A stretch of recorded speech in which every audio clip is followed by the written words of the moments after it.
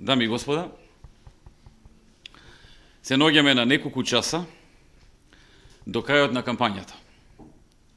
За мене, денешниот ден беше пријатен, бидејќи имав средби со два крупни инвеститори, кои деновиве објавија отворање на огромен број на нови работни места во Македонија и кои ми ги презентираа нивните понатамошни планови.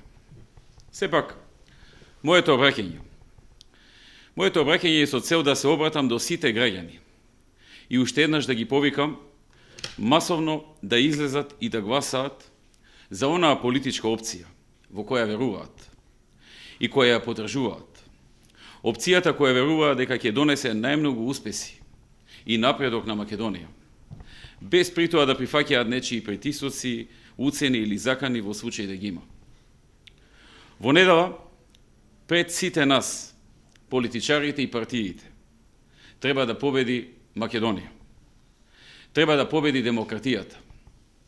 Зад параванот, секој е сам и само тој одлучува за кого ќе гласа и кому ќе му ја довери довербата. И тоа е само негово право и ничие друго. И не е обврзан никому да му дава отчет или информација за неговото право и за неговиот глас. Гласањето е тајно, одлуката ја носи народот.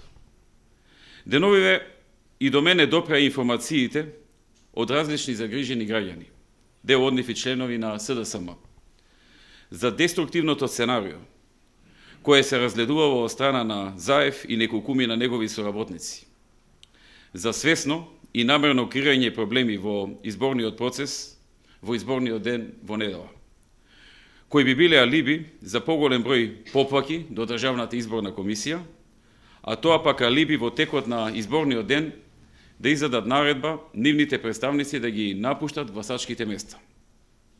Реализацијата на едно вакво сценарио би направило голема штета на Македонија и на целиот народ, не само на патот на евроатлантските и европските интеграции, туку и на економски план и на секаков друг план.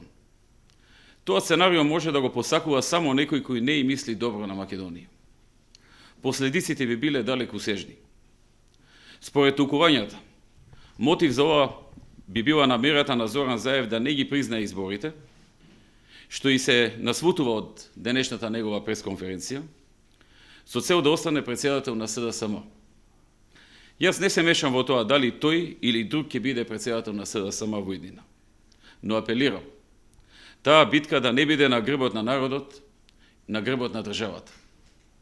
Впрочем, ВМРО ДПМН се согласи и ги прифати сите можни барања на СДСМ за промена и прилагодување на изборниот закон со цел да имаме мирни, фер и демократски избори, како што заслужува и посакува секој во државата.